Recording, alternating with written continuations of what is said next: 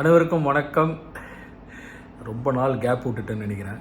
நான் வந்து ஒரு 2-3 நாளாக பிக் பாஸ் பார்க்கவே இல்லை. சரி, ஏதோ ஒரு ப்ரோமோ பார்க்கலான்னு சொல்லி விஜய் சேதுபதி ப்ரோமோ பார்க்கலான்னு பார்த்தா அனல் பறக்குதுங்க. உண்மையிலே வந்து இன்றைக்கி என்னதான் நடக்க போகுதுங்கிறத பார்க்கணுன்னு ரொம்ப ஆவலோடு எதிர்பார்த்துட்ருக்குறோம் நம்ம எல்லாருமே. நானும் வந்து பார்க்குறதுக்காக ரெடியாக இருக்கேன். இன்ஃபேக்ட் நான் வந்து ஐபேட் வந்து இப்போ தான் ஆன் பண்ணி வச்சுட்டு உட்காந்துருக்கேன். சரி, என்ன தான் பேச போகிறாரு, ஏன்னா சேரெல்லாம் போட்டு உட்காந்து அப்புறம் சேரெல்லாம் தூக்கி போட்டு கோட்டெல்லாம் கழட்டியிருக்கிறாரு. ஸோ என்னென்னமோ ஒரு சம்பவம் நடக்க போகுதுன்னு நினைக்கிறேன். ஸோ நம்ம எதிர்பார்த்த சம்பவங்கள்லாம் அட்ரஸ் பண்ணப்படுமா அப்படிங்கிறது வந்து நம்ம பொறுத்திருந்து தான் பார்க்கணும். பட் ஆனால் இன்ட்ரெஸ்டிங்காக இருக்குது.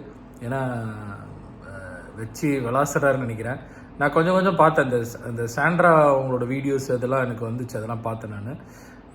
கொஞ்சம் ரொம்ப ரூடாக தான் பிஹேவ் பண்ணாங்க. அண்ட் பிரஜின் ஒன்றுமே பேச மாட்டாருங்க. அவர் 24/7 நினைக்கிறேன் பக்கத்துலேயே தான் இருப்பார் போல இருக்குது.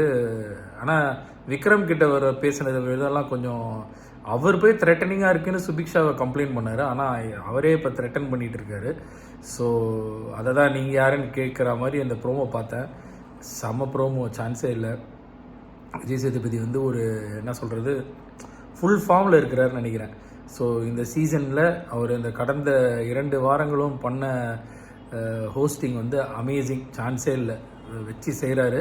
ஸோ இன்றைக்கி எபிசோட் சுட சுட இருக்கும்னு நினைக்கிறேன். ஸோ நானும் பார்த்துட்டு என்னோடய வியூஸ் என்னன்றதும் நான் போடுறேன். ஓகே, அங்கே ஊர்லேருந்து மாலினி போடுவாங்க, நான் இங்கேருந்து போடுறேன். Okay, see you all.